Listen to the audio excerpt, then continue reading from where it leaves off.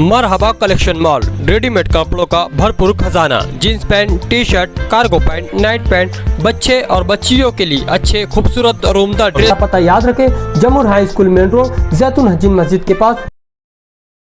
शान हिंद की क़यादत में अलग अलग महल्ले में वोटर बेदारी मुहिम के तहत के पार्लियामेंट इलेक्शन 2024 ये बहुत अहम इलेक्शन है। इस मुल्क की जमहूरियत, इस मुल्क की सेकुलरिज़म, इस मुल्क के दस्तूर को बचाने के लिए आज हमारा दौरा अब्दुल बाकी भाई राशन वाले के वार्ड मर्चेंट नगर और एतराफ़ की बस्तियों का है। हम जो दौरे में महसूस कर रहे हैं कि हम तो ये मान रहे हैं कि ये बहुत अहम इलेक्शन है, मगर जब हम लोगों तक पहुंच रहे हैं तो जो सबसे पहली बात हमारी समझ में आ रही है कि हम घरों में पूछ रहे हैं कि यार वोटर स्लिप मिली क्या, तो अक्सरियत का यही बोलना है कि वोटर स्लिप नहीं मिली। हम सोबत आई बच्चाओं का काम कर रहे हैं। मेरी समझ से शहर की तमाम ही सियासी पार्टियां उनका काम कर रही हैं। मेरी मालूमात में सोबत आए बच्चाओं ने अभी तक वोटर स्लिप किसी भी सियासी पार्टी कोई जिम्मेदारी नहीं दी कि वो घर घर तक वोटर स्लिप पहुंचाए।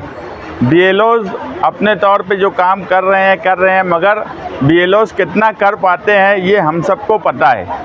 ये काम हमेशा से कारपोरेशन इलेक्शन हो, असम्बली इलेक्शन हो या पार्लियामेंट इलेक्शन हो, ये सियासी वर्कर ही ये काम किया करते हैं।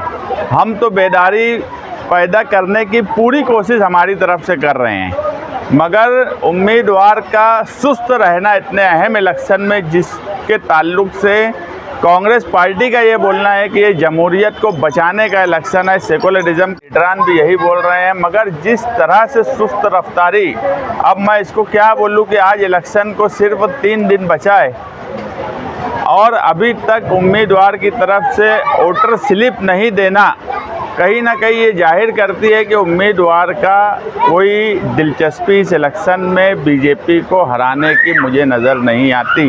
मगर हम ख़ास तौर से मुसलमान इस मुल्क में सेकुलरिज़म और जमहूरियत को बचाने का ठेका लिए हुए हैं, तो हम वो ठेका जो लिए हैं उस पर अमल करने की पूरी कोशिश कर रहे हैं और इंशाअल्लाह हमसे जितना भी होगा हम उतनी कोशिश करते रहेंगे। क्या लगता है सोबत आई मालेगांव में मुस्लिम लोग होने की वजह से कि वो कांग्रेस को वोट देंगे, दूसरों को वोट नहीं देंगे, इसीलिए नज़रअंदाज किया जाए? नहीं, मुझे एक बात बताओ, वोट तो जब देने जाएगा आदमी जब वोटर स्लिप उस तक आएंगी, वोटर को वोटर बूथ तक लेके जाया जाएगा।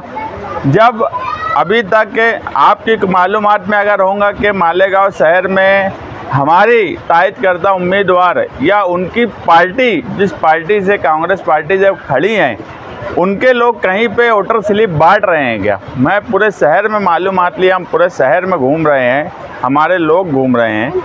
हम ये पॉम्पलेट हज़ारों की तादाद में छपवा कर जो हम कर सकते हैं वो हम खुद कर ले रहे हैं, मगर वोटर स्लिप जो है ये तो उनका काम है छाप कर देना।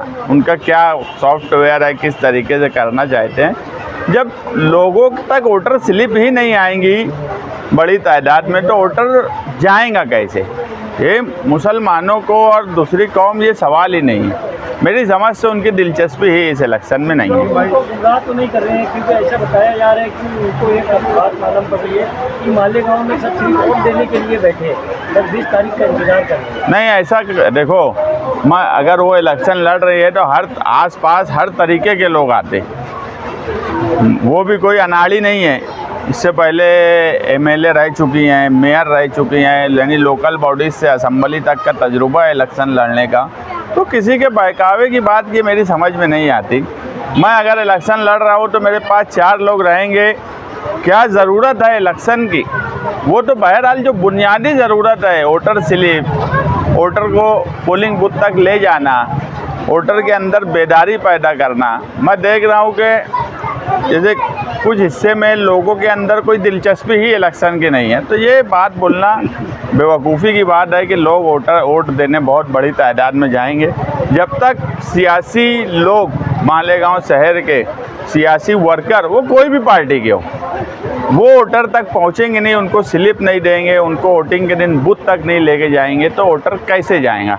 ख़ास तौर से हमारे शहर में माएँ बहनें जो हैं वो नल का, पकाने का सब इंतज़ाम करती है। मज़दूर, हमारा शहर है, मज़दूर आते हैं घर पर, वो सब इंतज़ाम करने के बाद वोट देने के लिए जाती है। तो उनके लिए भी रिक्शे का ये वो इंतज़ाम हर इलेक्शन में करके देना पड़ता है। तो बहरहाल जब वोटर स्लिप ही नहीं पहुंची है, इलेक्शन को 3 दिन रह गया, तो हम क्या माने कि इलेक्शन किस तरह से हो रहा है। मगर जो मैं बोला कि हमने सेकुलरिज़म, जमहूरियत, दस्तूर, हर चीज़ का ठेका इस मुल्क में मुसलमानों ने ले लिया, ऐसा कांग्रेस पार्टी मानती है। तो उसी ठेकेदारी को हम अदा कर रहे हैं पूरी ईमानदारी से, और इंशाअल्लाह 20 मई की शाम में 6 बजे तक अदा करते रहेंगे। सलीम भाई, बहुत बड़ी बात आपने कही कि ऐसा कहीं दिख नहीं रहा है कि कांग्रेस की उम्मीदवार भाजपा को मतलब हराने के मूड में है। ये सीधा सीधा मतलब एक उन पर इल्ज़ाम है कि वो शायद बीजेपी साथ के सेटलमेंट तो नहीं है। नहीं, देखो माहौल बहुत अच्छा है। जो मैं दूसरी जगह भी माहौल देखा, माहौल कहीं ना कहीं अच्छा नज़र आ रहा है।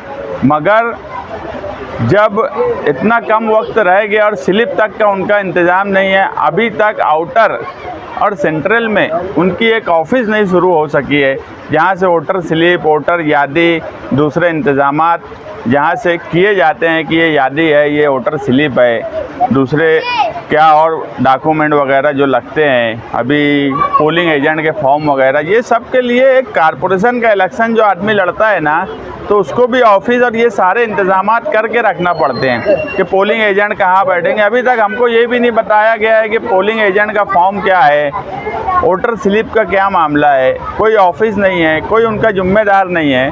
तो ये तो जानबूझ के इलेक्शन हारने जैसी बात है।